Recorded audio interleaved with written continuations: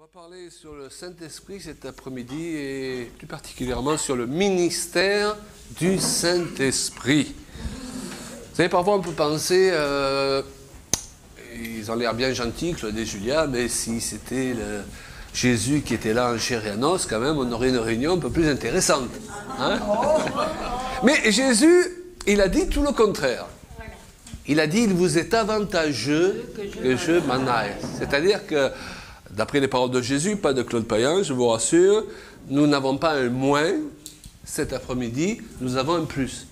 Puisqu'il nous est avantageux que Jésus soit parti auprès du Père, de ce fait, qu'est-ce qui s'est passé? Il nous a envoyé le Saint-Esprit.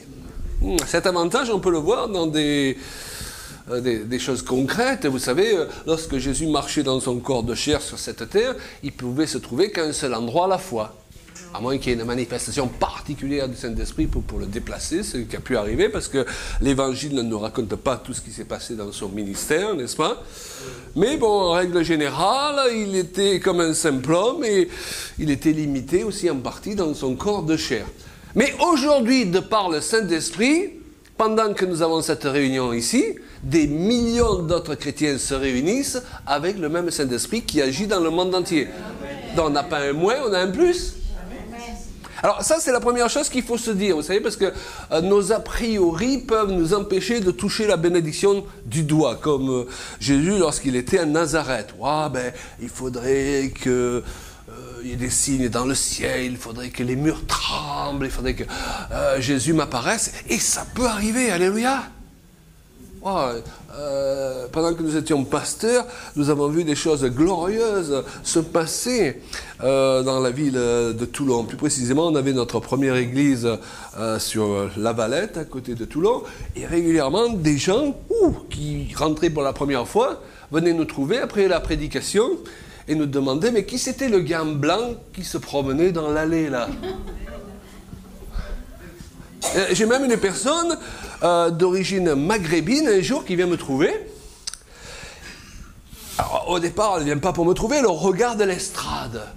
Et j'avais vu pendant la prédication qu'elle était au fond, là, debout.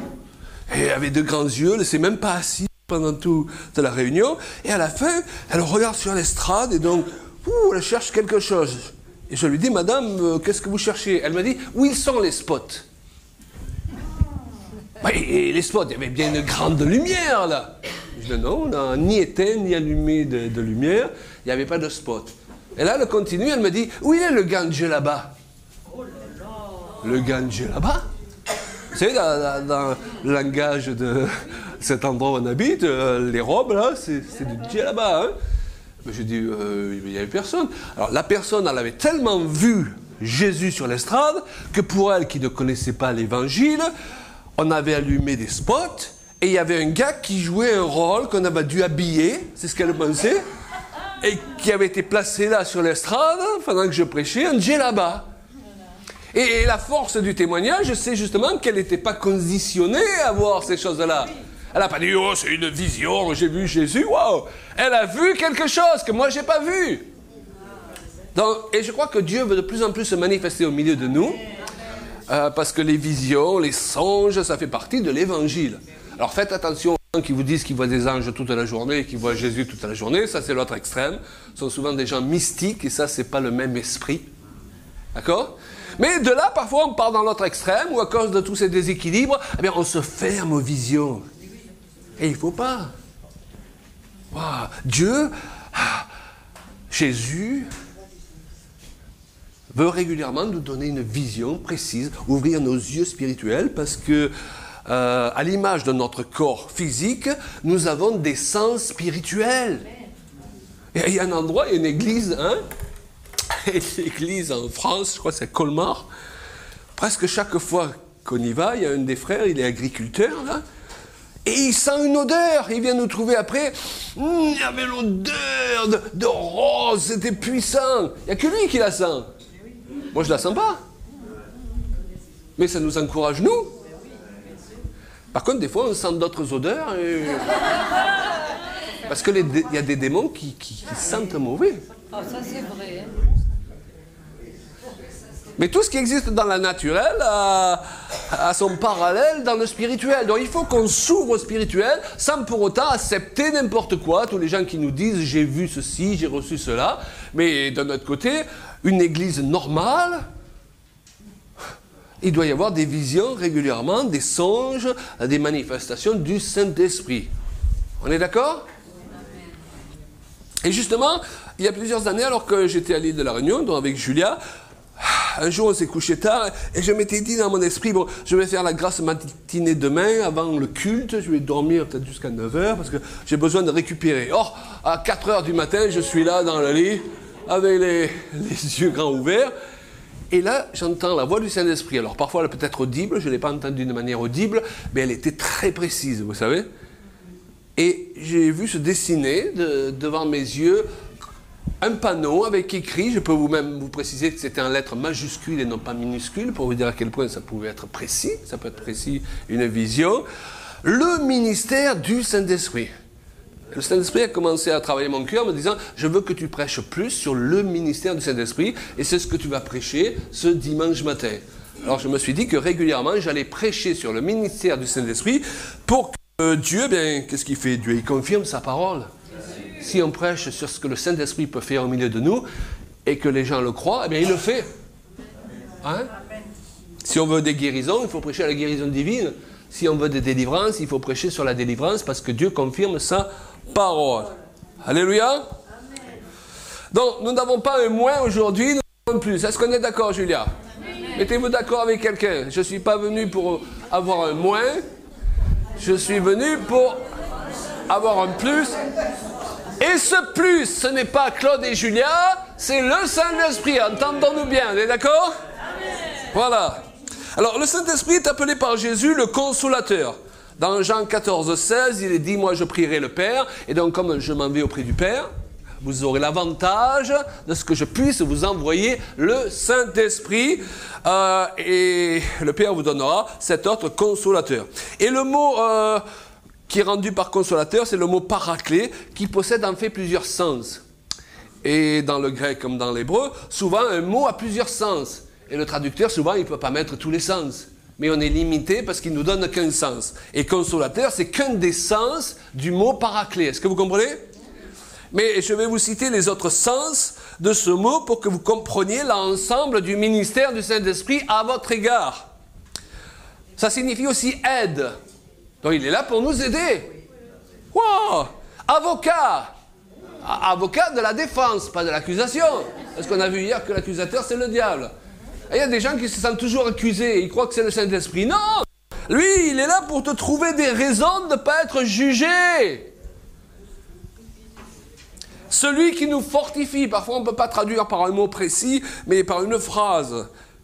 Celui qui se tient avec nous contre l'adversité. Il n'est pas contre nous, il est avec nous, on va y revenir, contre l'adversité.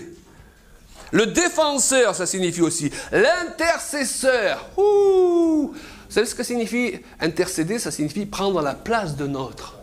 Quand on intercède, on prend la place. Donc on essaie de comprendre la personne pour qui on intercède. Et d'ailleurs, il y a parfois une manifestation du Saint-Esprit qui peut vous faire ressentir les douleurs de la personne pour qui vous intercédez. C'est juste pendant un temps, il ne faut pas les garder après. Mais il y a une forme de parole de connaissance qui parfois vous êtes là en train de prêcher ou simplement prier ou marcher dans la rue. Et d'un coup vous ressentez une douleur. Et parfois les gens ils s'affolent, ils ne reconnaissent pas que c'est une parole de connaissance. Et tu libères cette parole en disant il y a quelqu'un, parce que tu reconnais que ça vient du Saint-Esprit. Hein, toutes les douleurs ne viennent pas du Saint-Esprit, on est bien d'accord? Parce qu'il t'a fait prendre pendant un moment la place de celui qui veut toucher. Et quand tu libères cette parole, toi, la douleur, elle s'en va, et celle de la personne, et le problème qui est à la base de la douleur disparaît aussi. Il y a plusieurs manières par lesquelles le Saint-Esprit parle. Et elle ne le reconnaît pas toujours, justement. C'est fou, ça. Dans les milieux chrétiens, on connaît des tas d'autres trucs sur l'occultisme, et pas sur le Saint-Esprit. Ça fait que comme on n'est pas habitué, parfois quand il se manifeste, on croit que c'est de l'occultisme. Mais le diable, il fait que singer Dieu. Hein? Wow.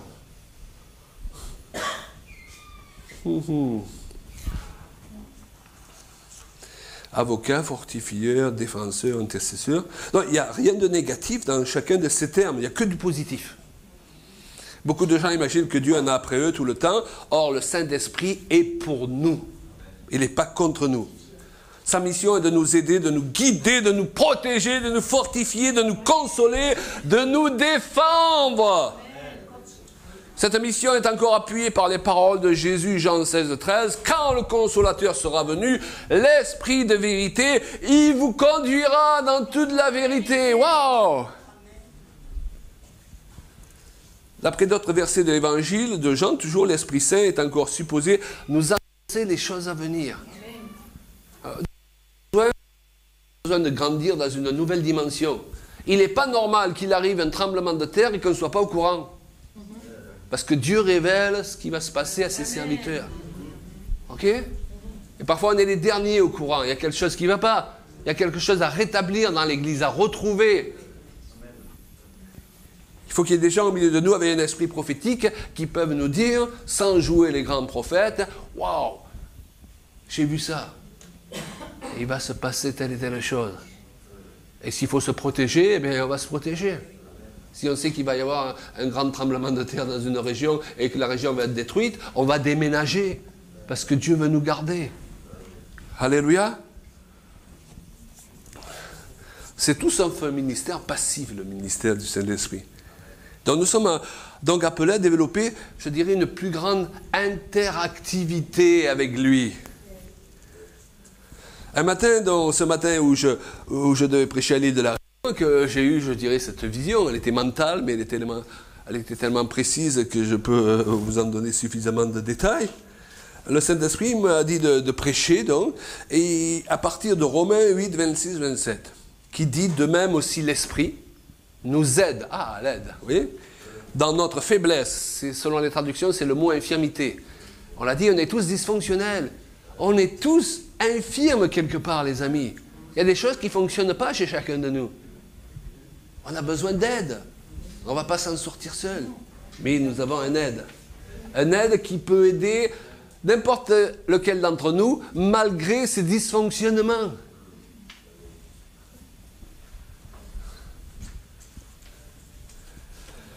De même aussi l'Esprit nous aide dans notre faiblesse, car nous ne savons pas ce qu'il nous convient de demander. Tu ne sais pas quoi demander, tu ne sais pas comment prier, c'est pas grave, c'est exactement ce qui est dit ici. Le diable va te dire, oh, tu n'es pas assez spirituel, tu ne sais même pas pourquoi prier. Non, la Bible dit c'est normal, il y a des moments, on ne sait pas par quel bout le prendre. Et même en tant que pasteur, il y a des moments, les gens viennent avec un sac de nœuds, et il y en a tellement que si tu comptes sur ta sagesse à toi pour résoudre les problèmes, t'es foutu. Et il faut que les pasteurs arrivent à dire, je ne sais pas. Vous savez, des fois, quand on est jeune pasteur ou même jeune chrétien, on va avoir les réponses à tout. Hein? On a l'impression que si quelqu'un vient nous trouver, il faut qu'on lui donne une réponse. Alors quand on n'a pas la solution, on lui en donne quand même une. Hein?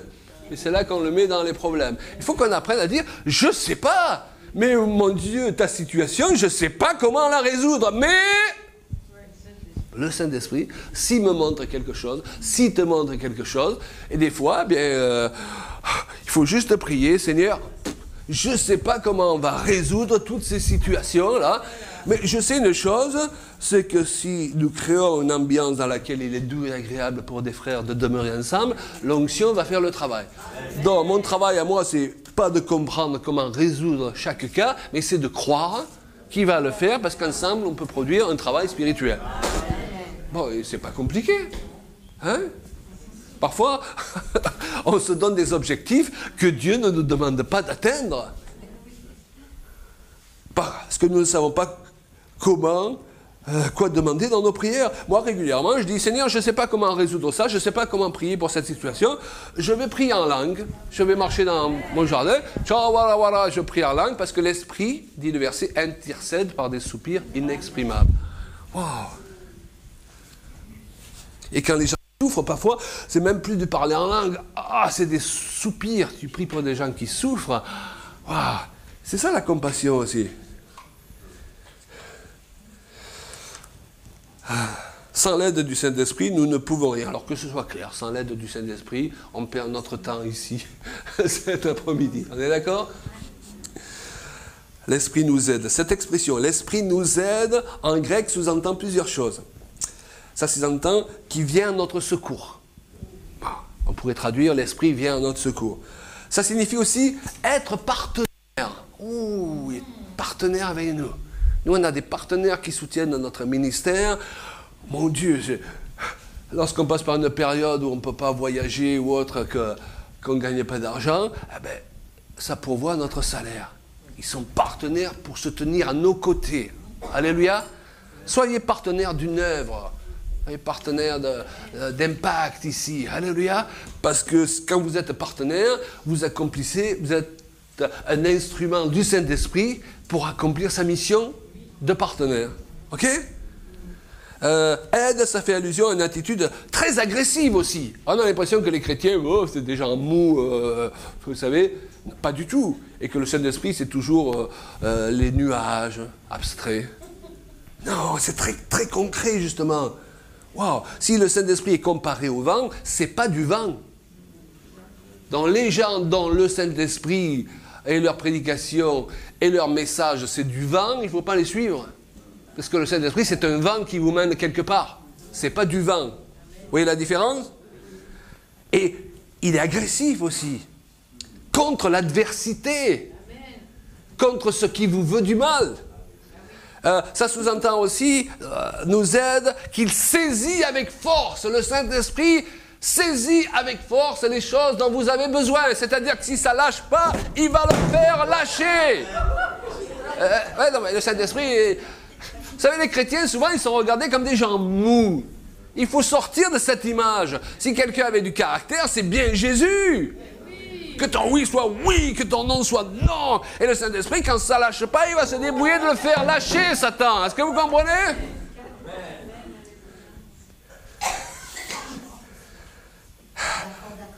N'est-ce pas, ma chérie? Ensuite, il est dit qu'il intercède pour nous. Et là, toujours en grec, ça sous-entend, encore intercéder, qu'il descend avec nous dans la fosse. C'est-à-dire que Dieu ne fait pas du tourisme. Quand tu es dans l'épreuve, il n'est pas là en train de regarder. Mais comme on ne le sent pas, souvent on croit qu'il nous a abandonnés. Mais tu l'as dit, chérie, hein, il était dans la fosse avec toi. Et chaque jour, tu voyais des petits signes. Le premier jour, même si on n'a pas eu un miracle parfait, c'est vrai qu'il faut prier pour voir plus de miracles, mais il ne faut pas se laisser mourir s'il n'arrive pas. On connaît tellement de gens qui ont voulu saisir par la foi quelque chose, et ça n'a pas marché. Ça ne m'empêche pas de croire qu'on a besoin de plus de gloire et de plus de guérison dans l'Église. Est-ce que vous comprenez? Mais parfois, on fait avec ce qu'on a, plutôt que rien faire du tout. Amen? Et ma femme m'avait reçu et confiance dans les docteurs entre les mains desquels tu vas te retrouver. Et le premier jour qu'elle est allée à l'hôpital pour la chimio, et là vous êtes assuré, c'est le premier jour, chimio, vous ne connaissez rien, ces choses-là, ou pour prendre un rendez-vous.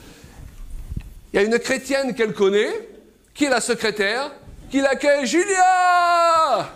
Je viens de voir ton nom sur la liste, là. On va prendre soin de toi, t'inquiète pas. Ouh, là vous dites, il est avec moi. Est-ce que vous comprenez? Il faut le faire. Le seul hôpital dans lequel tu te trouves, la personne qui t'accueille, c'est une chrétienne que tu connais, mais tu ne savais même pas qu'elle travaillait là, et elle ne savait pas que c'est toi qui allais arriver. Alors là, tu dis, ah, premier, ça va, je ne suis pas abandonné, on y va. Et tout au long de cette année 2021, hein, eh bien, tu as vu le cachet de Dieu, comme ça, chaque fois. Wow.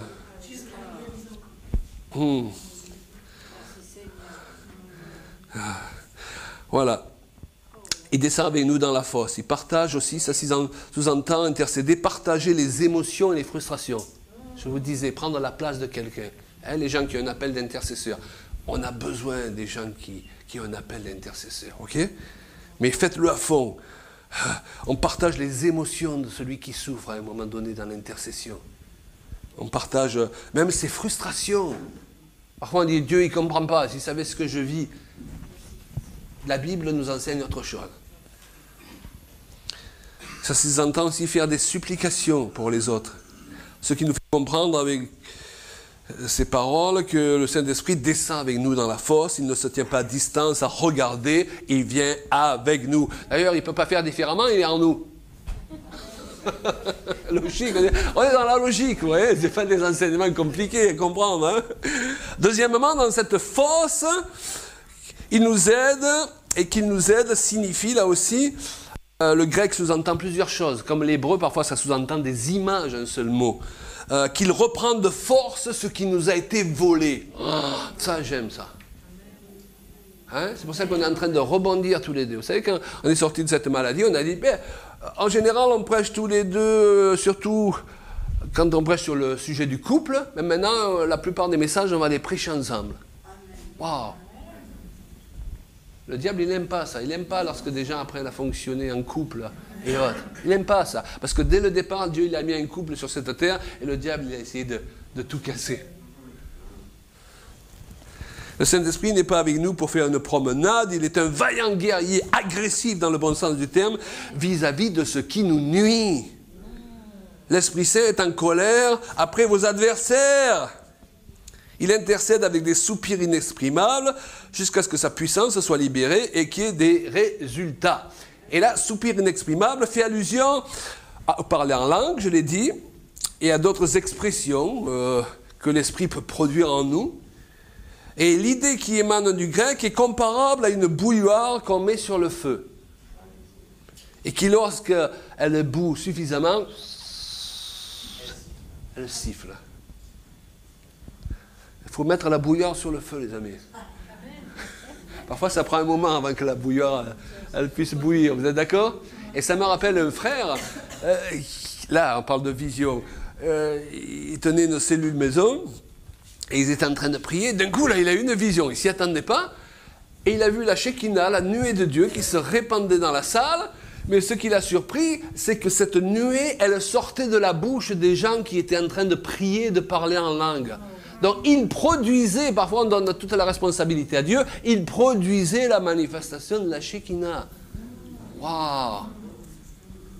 Il faut devenir de plus en plus responsable, non pas dans le sens culpabilisateur du terme, mais en disant, hey, j'ai quelque chose à voir là, pour travailler avec Dieu. Même si je ne comprends pas tout, ben, je lui permets de travailler à travers moi.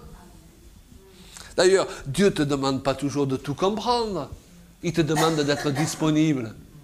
Et il y a des choses, c'est lui qui le fera. Ça t'est jamais arrivé, tu cherches à donner un bon conseil à une personne, et puis il n'y a rien qui vient, tu te sens, tu ouvres ta bouche et tu as l'impression que c'est plat. Et puis, 5 minutes après, la personne te pose une question à laquelle tu n'avais pas la réponse il y a 5 minutes, hop, tu lui donnes la réponse. Et tu te la donnes à toi en même temps. Et tu dis, qu'est-ce que je suis spirituel alors? Parce qu'il t'a utilisé, il ne t'a pas demandé spécialement ton avis, ok? Il ne t'a pas demandé ta sagesse humaine pour cela.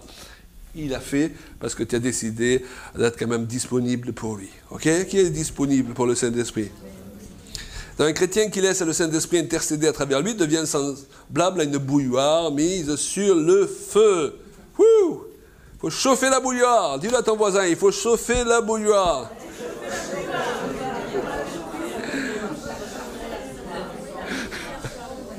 Voilà, prenez le temps, prenez du temps avec le Seigneur, prenez du temps à le louer, à le bénir. Si vous ne comprenez pas tout, priez en langue et lui fera le reste. N'essayez pas de faire sa part et votre part. La plupart des chrétiens, d'après leur propre témoignage, affirment ne pas souvent entendre Dieu leur parler, ne pas savoir où ils vont, que faire, manquer des directions et se sentir seuls, abandonnés même. Mais Jésus a dit le contraire, il a dit à ses disciples, Jean 14, 18, « Je ne vous laisserai pas orphelins, je viendrai à vous. » Alors vous allez me dire, mais frère, je me sens abandonné. Mais si ça peut vous rassurer, moi aussi régulièrement. Dans la chair régulièrement, vous allez me dire, mais c'est pas biblique. Mais oui, c'est biblique. La Bible dit à la fois que le Saint-Esprit habite en nous, et elle dit à la fois, tant que nous demeurons dans ce corps, nous demeurons loin du Seigneur. Donc si tu te sens toujours près du Seigneur, tu es un être exceptionnel, je ne sais pas d'où tu sors. Tu n'es pas un chrétien normal. Donc si vous vous sentez abandonné, le diable il va essayer de jouer avec ça. Tu as vu, tu te sens abandonné. Donc tu es abandonné. Non, ce que je sens ne correspond pas à la réalité de Dieu. Est-ce que vous comprenez? C'est ça, marcher par la foi. Donc régulièrement, il faut Nourrir de la parole, on l'a vu, la foi vient de ce qu'on entend, et dire, je ne suis pas abandonné. Et on pratique la présence de Dieu. Hein? Des fois avec un peu d'humour, le bonheur et la grâce m'accompagnent, vous marchez dans la rue, vous retournez des fois. Vous pratiquez la présence de Dieu. Ah, cet esprit a de l'humour aussi, n'ayez pas peur. Ok? Parce que sinon, ou les paroles de Jésus n'ont pas vraiment de sens, ou c'est nous qui n'avons pas compris quelque chose. Alors, j'opte pour la deuxième option quand même. Ok? Il a dit, je suis avec vous jusqu'à la fin du monde. Bon, ok. Quand je me sens abandonné, je ne suis pas abandonné, il est avec moi. Mais c'est quand je crois ces mensonges, parce que le diable est un menteur, qui m'est fait selon ma foi. La foi que j'ai placée dans le mensonge. Vous comprenez? Donc régulièrement, le diable, il essaie de travailler à travers nos émotions distorsionnées et notre corps. Ah, je ne sens plus Dieu, donc il ne m'aime plus. La Bible ne dit pas ça. Ah, je ne sens plus la présence de Dieu, donc j'ai dû commettre un gros péché. Ah, si tu as commis un péché, tu le sais normalement. Hein? Oui, mais je ne le sais pas. Si tu ne le sais pas, la Bible dit, si ton cœur ne te fait pas de reproches, tu as de l'assurance. Ne te laisse pas entraîner par les gens qui disent, oui, il doit y avoir quelque chose, il faut chercher encore et encore. Mais cherche dans ta vie à toi, laisse-moi tranquille. Il y a des gens, ils devraient chercher dans leur vie à eux, au lieu de toujours chercher dans la vie des autres, vous ne croyez pas? Alors proclamez en ce jour, je ne suis pas abandonné. Je ne suis pas orphelin. Le Saint-Esprit est là, près de moi. Ouh, wow, yeah. En moi. Ouh, je crois en sa présence. Et j'invoque son aide. Oui, déjà, il y a la foi qui est montée. Hein. Vous savez, la foi, c'est comme un ballon, vous savez, dans lequel on souffle. Régulièrement, lorsque vous entendez prêcher, vous lisez la parole de Dieu, c'est pour ça qu'il faut le faire régulièrement, vous avez l'impression qu'on a soufflé dans le ballon. Vous pouvez parfois rentrer dans une réunion, vous êtes comme ça, et vous ressortez. Parce que la foi a monté en vous à cause de ce que vous avez entendu. Hein, donc, le problème, c'est qu'on a des fuites. On sort de là, on rentre dans la vie de tous les jours, quelqu'un nous dit quelque chose de désagréable, sur notre lieu de travail, il ne se passe pas les choses qu'on aurait voulu qu'il se passe.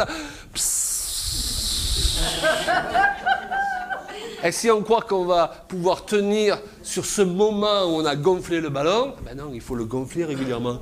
C'est pourquoi la Bible nous dit d'être continuellement rempli de l'esprit, de s'entretenir régulièrement. C'est pas parce que tu as mangé un steak hier que tu ne vas plus manger de steak de 6 mois. Logique, eh bien. Il en est de même pour le corps spirituel. Il faut le nourrir régulièrement. Wouh! Alors, la fonction de l'aide. Je veux ajouter quelque chose au niveau de l'aide. Un aide ou une aide, ce n'est pas quelqu'un qui fait le travail à ta place. Parfois, on attend du Saint-Esprit qu'il fasse, je le disais, sa part et notre part. Donc, il fasse le travail à notre place. Imagine que tu veux déménager. Et il y a quelqu'un qui... Tu demandes à quelqu'un de t'aider. Et une fois qu'il vient, tu lui dis, voilà les clés du camion. Enfin, je suis venu pour t'aider. Voilà, donc tu fais le déménagement, il te dit. Et tu me rappelles lundi quand tu as fini. Tu dis, je me suis fait avoir. Tu comprends? Il est venu pour t'aider. Il n'est pas venu pour faire tout le boulot. Dans le Saint-Esprit, il va te montrer ce qu'il faut faire. Il va te conduire dans ce qu'il faut faire. Mais si toi, tu ne fais rien, c'est comme les gens, vous savez, j'ai connu des amis, à l'époque, ils étaient bien intentionnés, mais c'était de nouveau convertis. Donc, ils attendaient chez eux que quelqu'un vienne leur proposer du travail. Alors, évidemment, ils sont restés longtemps sans travail. Parce qu'il fallait qu'ils aillent chercher du travail. Et dans l'action, le Seigneur allait les conduire là où il les voulait. Il y avait la part du Saint-Esprit et il y avait la part de la personne. Alors, un autre point que je pense c'est pas mal de soulever, et après on ne va pas rester trop longtemps sur l'enseignement pour pouvoir prier, c'est que le mot roi, qu'on traduit par souffle, il est féminin en hébreu. Waouh! On parle de la Shekinah. Et malheureusement, dans nos Bibles, Saint-Esprit, avec le langage français, ça devient le Saint-Esprit. Mais au départ, c'est la Saint-Esprit. D'ailleurs, c'est logique, parce que la Trinité, il y a le Père, le Fils et la Saint-Esprit. Alors je sais, ça fait peur des fois, ce genre d'enseignement. Mais on a tellement masculinisé toute chose qu'après les cathos, ils sont tombés dans l'autre extrême, ils ont mis la Vierge à la place. Et d'ailleurs, je vais vous partager une chose, vous n'êtes pas obligé de le recevoir comme argent comptant, ça ne change rien que vous le croyez ou pas.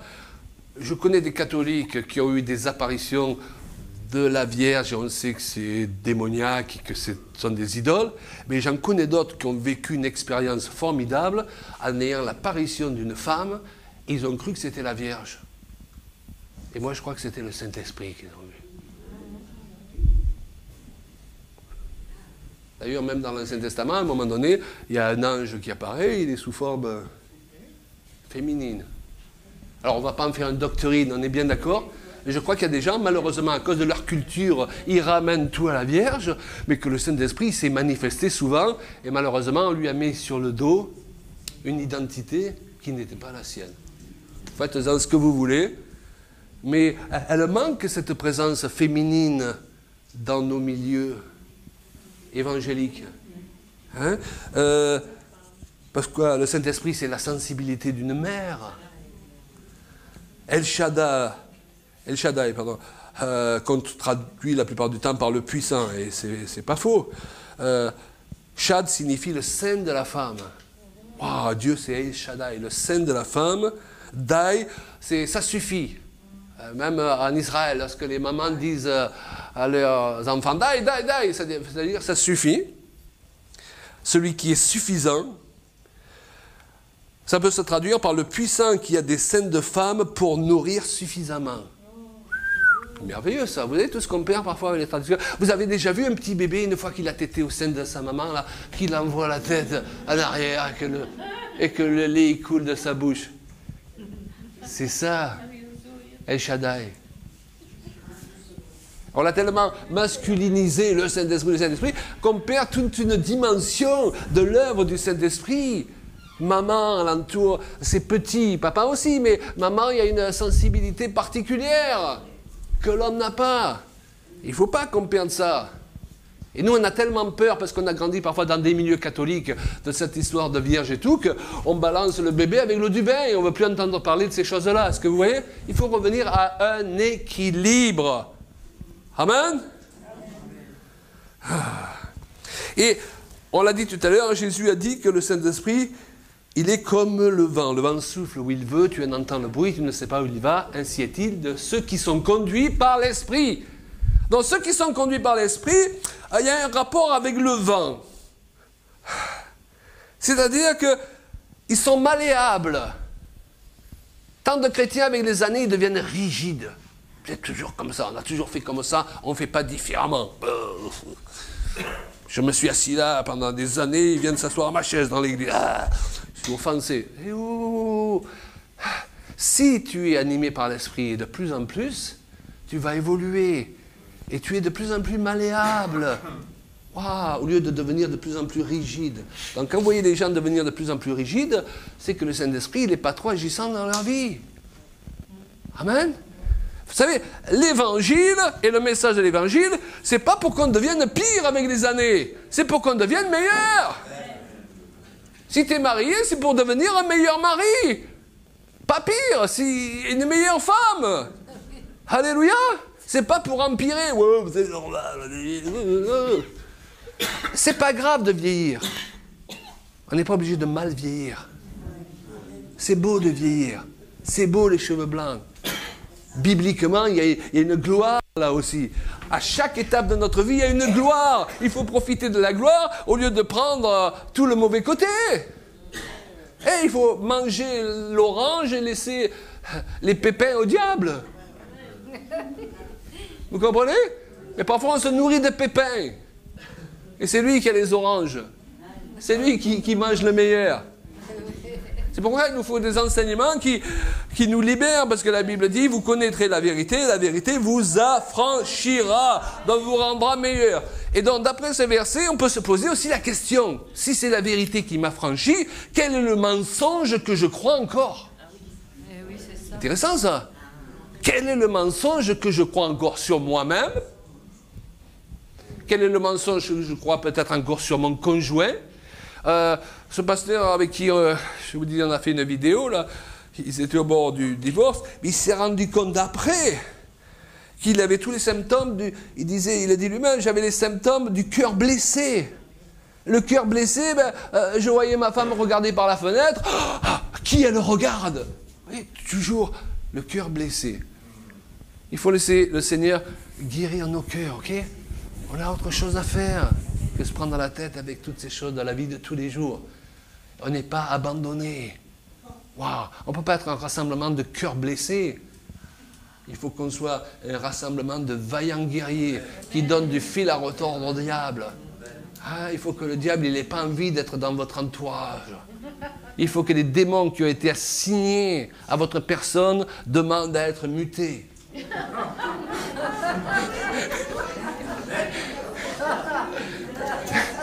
Il faut que vous soyez tellement positif. Vous savez, la Bible dit, je m'écris, loué soit l'Éternel, et je suis délivré de tous mes ennemis. Alors, c'est bien beau ce verset, on le chante, mais quand on l'analyse, ça veut dire que quand je m'écris, loué soit l'Éternel, je suis encore entouré de mes ennemis. C'est-à-dire que j'ai donc une attitude très positive, quoique les ennemis sont là, au lieu de dire, comment on va s'en sortir, je suis seul, je suis abandonné. Au lieu de faire une crise d'apitoiement sur soi, on loue Dieu. Et en conséquence de ma louange donc inconditionnelle, parce que là je ne touche pas la bénédiction du doigt, mes ennemis s'enfuient. C'est ça le texte, ce qu'il dit. Il y a des gens qui vous disent, oh quand j'irai mieux, je louerai Dieu, quand j'irai mieux, et tu ne vas jamais mieux. Parce qu'il faut que tu commences dans l'état dans lequel tu es. Que tu ne restes pas passif. Le diable, il t'a déjà tapé dessus pendant 15 jours. Eh ben, si tu ne fais rien, il va continuer encore 6 mois. N'est-ce pas, ma chérie? Ah oui, mais j'ai pas envie. Qui t'a demandé si tu avais envie ou pas? Est-ce que Jésus, il dit aux gens, bon, ben, si vous avez envie, repentez-vous. Mais je ne veux pas vous forcer, hein? Si vous avez envie, aimez votre prochain. Ben, de toute façon, si vous énerve trop, cassez-lui une bouteille sur la tête quand même. Ça passera quand même. Il ne nous demande pas notre avis. Il nous demande d'aimer les autres, même quand on a envie de les frapper. Et si vous êtes normal, ça arrive. Il ne faut pas jouer au supra-spirituel. On est dans un corps de chair. On est tous dans la même barque. Et ce corps de chair, il a des pulsions contraires aux pulsions et à la volonté du Saint-Esprit. Ça, c'est la vie chrétienne normale. Amen? Mais la vie chrétienne normale, c'est aussi de marcher par la foi et non par la vue. Et la foi, c'est je ne suis pas abandonné, je ne suis pas orphelin. On va s'en sortir. Quelle que soit l'épreuve qui est sur notre chemin, chérie, on va s'en sortir. On sera vainqueur. C'est pas parce que j'ai eu obligatoirement une grande vision ou autre, mais c'est parce que, la parole de Dieu, c'est mon refuge. Je me nourris de ça. Le diable, il veut nous nourrir de nos peurs. Parce que la peur est une forme de foi. Ça marche comme la foi, là, la peur. La peur, elle est produite lorsqu'on place notre foi dans les raisons qu'on a d'avoir peur. OK? Et la foi de Dieu, elle est placée, elle grandit lorsqu'on place notre foi dans les raisons que nous avons de ne plus avoir peur. Vous allez me dire, qu'est-ce qu'il faut faire? Je vais vous donner un truc, parce que de toute façon, on ne peut pas enseigner aux gens ce qui ne marche pas pour nous-mêmes, ok? Il faut prêcher nos propres expériences. À un moment donné, dans ma vie, j'ai décidé, je refuse d'avoir peur. Pourtant, j'ai grandi en étant un enfant très peureux.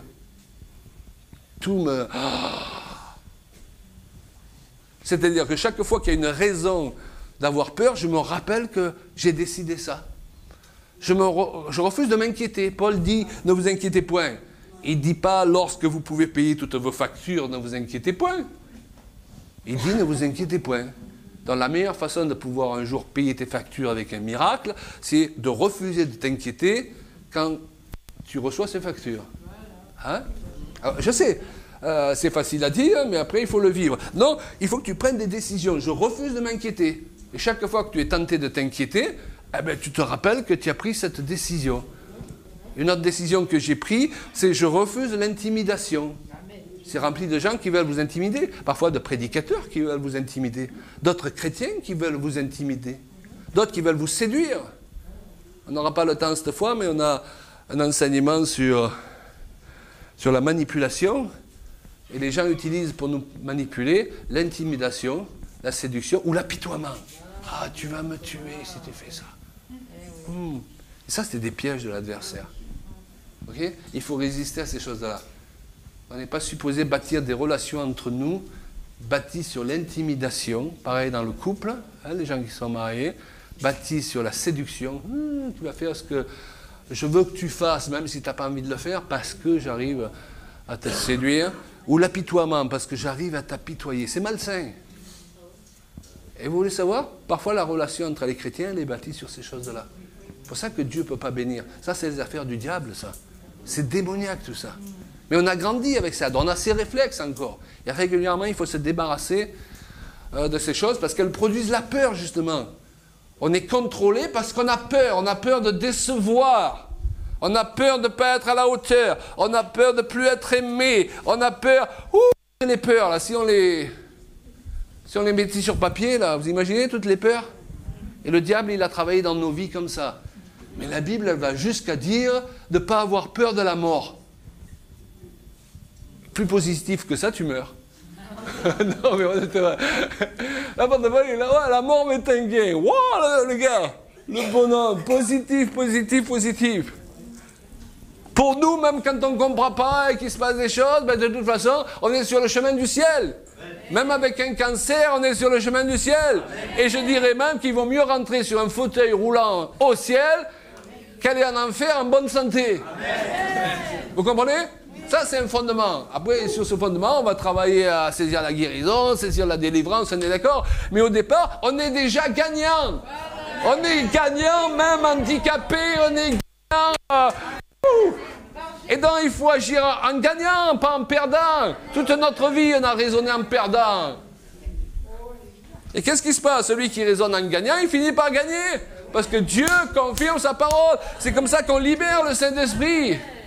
Wouh! Claude, la différence entre un perdant et un gagnant. Arrête, prends le micro, chérie. Oui.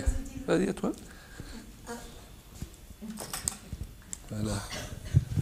Alors, il y a un sportif et quelqu'un a demandé ce sportif, mais quelle est la différence entre un perdant et un gagnant? Il a dit, mais un gagnant, c'est juste un perdant qui a essayé une fois de plus. J'ai trouvé ça super. Il a essayé une fois de plus. Au départ, on est des perdants. Force, il gagne. En Jésus-Christ, on devient des gagnants. Mais ça ne va pas se faire tout seul. Vous avez remarqué? Seigneur, nous te bénissons. Merci pour la vie de l'Esprit. Merci pour les paroles de l'Esprit. Merci de ce que nous sommes tes enfants. Merci de ce que malgré nos imperfections, nos erreurs, peut-être nos échecs, nous ne sommes pas rejetés parce que notre statut d'enfant meurt. Nous sommes les seuls qui pouvons nous ôter ce statut en nous éloignant de toi. Et toi, tu restes fidèle. Tu es fidèle pour toutes ces personnes qui sont là aujourd'hui. En chacune d'elles se trouve le Saint-Esprit. Et ce Saint-Esprit est là pour les aider, pour les fortifier, pour les encourager. Et nous te bénissons pour cette grâce qui est la nôtre au nom de Jésus-Christ. On va juste tendre nos mains, chers amis, mais on va vraiment le faire avec foi. C'est pour ça qu'on prêche avant. La foi vient de ce qu'on entend. Et quand on prie, on a plus de foi à libérer. Nous nous assemblons pour prier pour ces requêtes de prière. Père, tu connais ce qui est écrit dans chacun de ces papiers. Seigneur, si nous sommes assemblés, c'est que nous croyons ce que dit ta parole. On croit que l'ambiance est bonne. Depuis hier, Seigneur, l'ambiance, elle est formidable. Les gens sont réceptifs à la parole.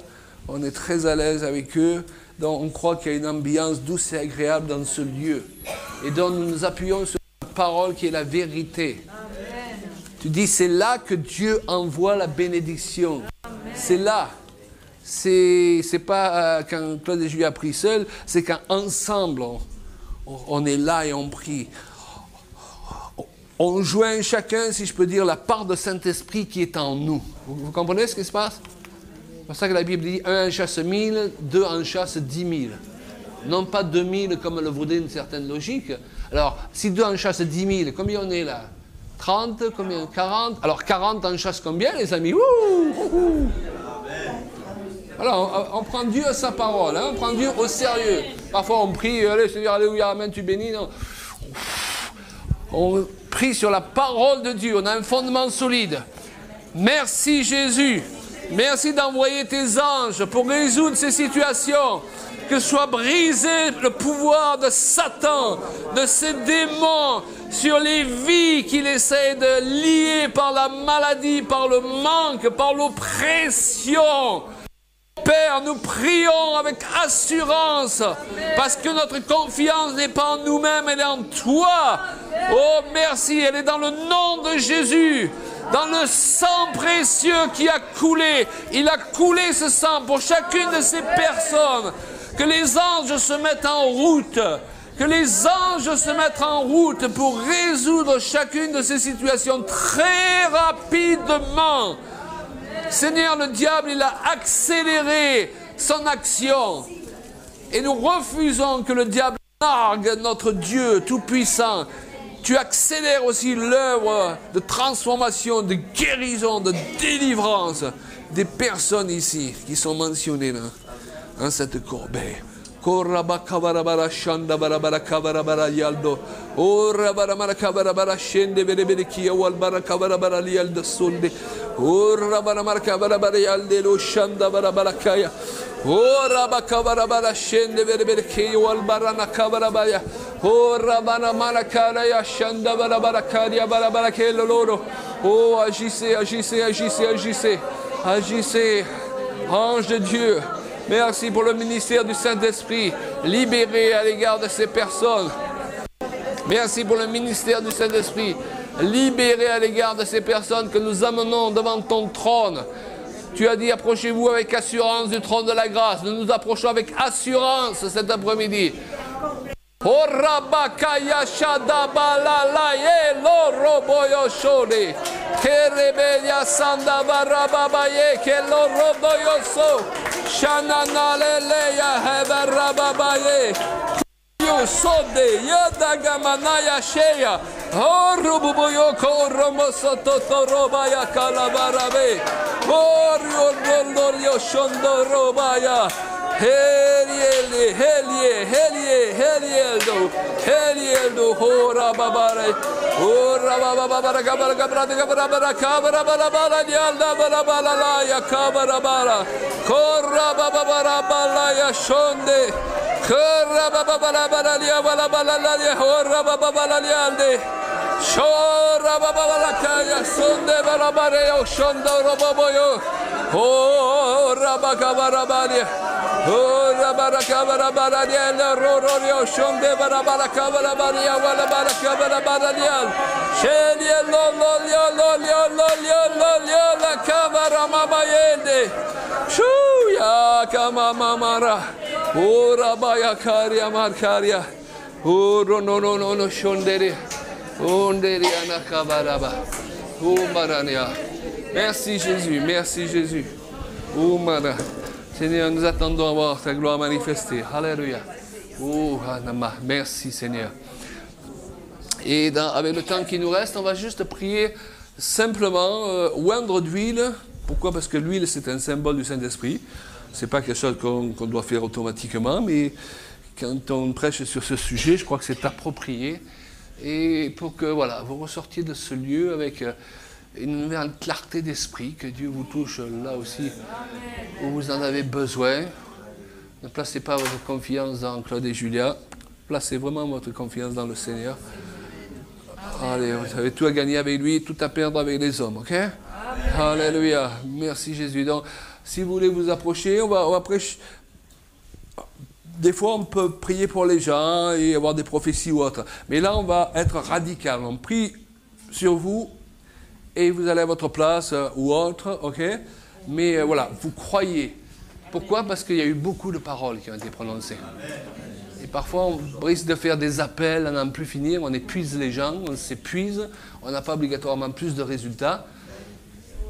S'il y a une prédication voilà, moyenne et qui n'est pas trop longue, on peut prendre plus de temps parce qu'il y a besoin de plus, si vous voulez, de prière. Mais quand on a eu 2 réunions avec, on a parlé 1 heure chaque fois, il y a assez de paroles pour recevoir. Ok? Et il faut apprendre les chrétiens à devenir plus matures. Alors après, si le Saint-Esprit vous touche de manière de note, c'est ok. Mais ce n'est pas obligatoire. Il y a des gens, parfois, ils voient d'autres tomber, et eux, ils ne tombent pas, donc ils pensent que Dieu ne les touche pas. Là aussi, c'est dans l'incrédulité. Et puis, j'en connais, ils tombent 10 fois par terre, ils se relèvent, ils sont pires qu'avant, autant qu'ils restent debout. Vous comprenez? Alors, votre manière, comme il vous touche, c'est votre manière. Ne vous comparez à personne, ok? Voilà. Et c'est très important de dire ces choses-là, parce que sinon, là encore, au moment même où on doit bénir les gens, on se retrouve lié par des concepts qui nous empêchent de recevoir la bénédiction. Ah, j'ai rien senti. Mais qui t'a dit de sentir quelque chose? C'est pas parce que l'autre, il a senti un courant, il a senti... Et Dieu se manifeste aussi comme ça. Mais il n'y a pas d'obligation, point barre. Notre fondement, c'est pas ce que je sens. Hein? C'est pas les murs qui tremblent ou tremblent pas, même si Dieu parfois fait trembler les murs. C'est la parole de Dieu. Elle ne bronche pas. Donc, si vous voulez recevoir la prière, venez. Alléluia. Et les autres, ne soyez pas passifs. Juste priez là où vous êtes à votre place. Ok? Amen. Merci Jésus. Alléluia.